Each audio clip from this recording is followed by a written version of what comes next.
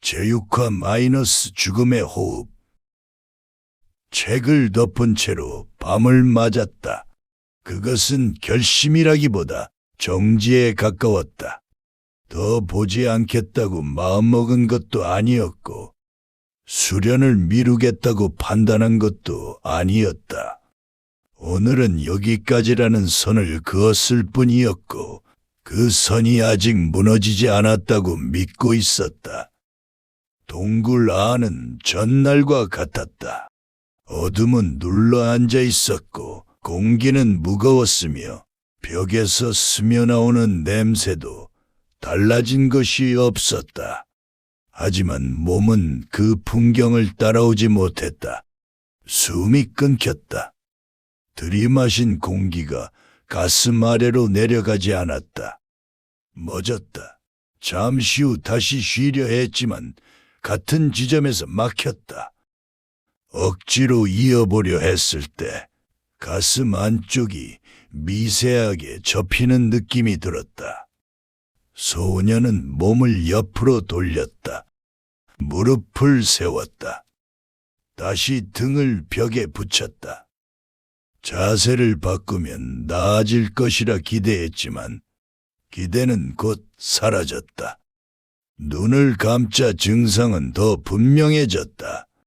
심맥이 끊어진 자리에서부터 무언가가 거꾸로 밀려 올라왔고 그 흐름은 통증보다 먼저 불편함을 남겼다. 아프지는 않았다. 대신 정상이라는 감각이 빠져나갔다. 후, 짧은 숨이 새어나왔다. 그제야 그는 이 상태를 버틸 수 없다는 사실을 인정했다. 숨이 이어지지 않는 상태에서는 참고 견딘다는 말 자체가 성립하지 않았다.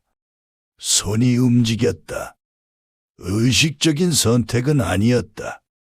몸이 먼저 반응했고 그는 그 반응을 따라갔다. 책을 집어들었다. 펼칠 생각은 없었다.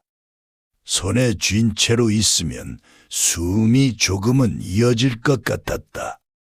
책은 이미 반쯤 열려 있었다. 글자가 눈에 들어왔다. 읽으려 하지 않았는데도 문장은 자연스럽게 시선을 따라 흘렀고 그 흐름은 멈추지 않고 가슴 안쪽으로 떨어졌다. 그는 그것을 거부하지 않았다. 숨을 멈췄다. 순간 가슴 안이 안쪽으로 꺼졌다. 심장을 억지로 누르려는 찰나 중심이 무너지는 느낌이 들었다. 통증은 없었다. 대신 몸을 붙잡고 있던 기준 하나가 사라졌다. 무너졌다. 몸이 바닥으로 떨어졌다. 팔이 먼저 말을 듣지 않았고 다리는 한 박자 늦게 따라왔다. 입이 벌어졌지만 공기는 들어오지 않았다. 의식이 끊겼다. 눈을 떴을 때 동굴의 천장이 보였다. 빛의 방향을 가늠할 수 없었다. 밝지도 어둡지도 않은 상태가 이어졌고 시간의 흐름도 함께 흐려져 있었다. 몸을 일으키려 하자 어깨가 들렸다가 다시 떨어졌다. 툭 머리가 바닥에 닿았다. 아프지 않았다. 잠시 후에야 둔한 감각이 멀리서 도착했다. 마치 다른 몸의 감각을 빌려온 것처럼 늦었다. 소녀는 숨을 고르려 했다. 들이마셨다. 막혔다. 내쉬었다. 가슴이 내려앉았다. 그 과정 하나하나가 어색했고 이어지지 않았다. 시간이 얼마나 흘렀는지는 알 수 없었다. 배고픔은 느껴지지 않았고 목마름도 기준이 되지 않았다. 깨어있다는 사실만이 불편했다. 그는 기어 동굴 밖으로 나갔다. 붉은 물을 손으로 떠마셨다. 맛은 느껴지지 않았다.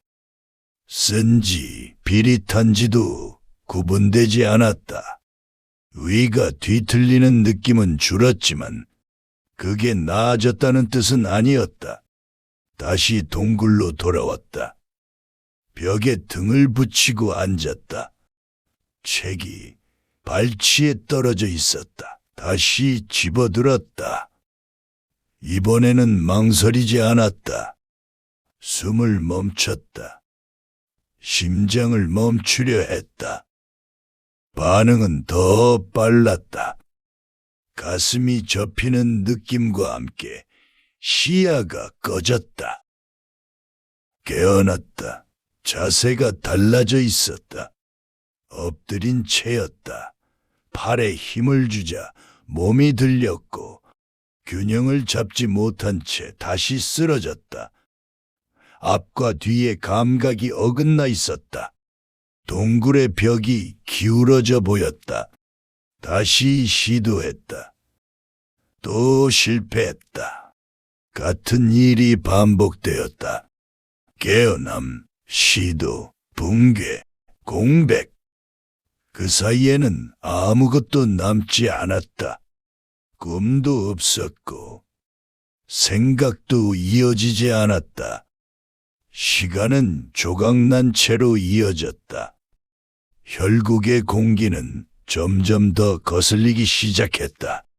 들이마실 때마다 가슴이 불편했고 어느 순간부터는 숨을 쉬는 행위 자체가 부담이 되었다. 차라리 숨을 멈추고 있을 때가 편했다. 심장이 뛰는 감각도 마찬가지였다. 박동이 이어질 때마다 몸이 그 리듬을 따라가지 못했고 뛰지 않을 때가 더 자연스럽게 느껴졌다. 소녀는 자신의 손을 바라보았다. 손등의 색이 변해 있었다. 신맥이 끊어진 자리에서 시작된 어두운 선이 혈관을 따라 퍼지고 있었다. 손가락을 꼬집어 보았지만 아무 느낌도 없었다. 잠시 후 둔한 감각이 늦게 도착했다. 시간도 그렇게 느껴졌다. 지금과 조금 전의 경계가 흐릿해졌고 방금 있었던 일이 오래전처럼 느껴지기도 했다. 그제야 그는 깨달았다. 이건 버티는 문제가 아니었다. 살아있는 방식이 달라지고 있었다. 어느 날 붉은 물에 비친 자신의 얼굴을 보았을 때 눈 아래로 가느다란 검은 선이 내려와 있는 것을 발견했다. 문질러도 지워지지 않았고 물로 씻어도 남아 있었다. 흔적이었다. 소녀는 다시 동굴로 돌아왔다. 자리에 앉아 책을 덮었다가 다시 펼쳤다. 수련은 끝나지 않았다. 아무것도 완성되지 않았다. 강해졌다고 말할 수 있는 것은 여전히 없었다. 다만 하나만은 분명했다. 이 길은 대가를 내는 길이라는 것. 그리고 그는 이미 그 대가를 치르고 있었다. 멈추지 않았다.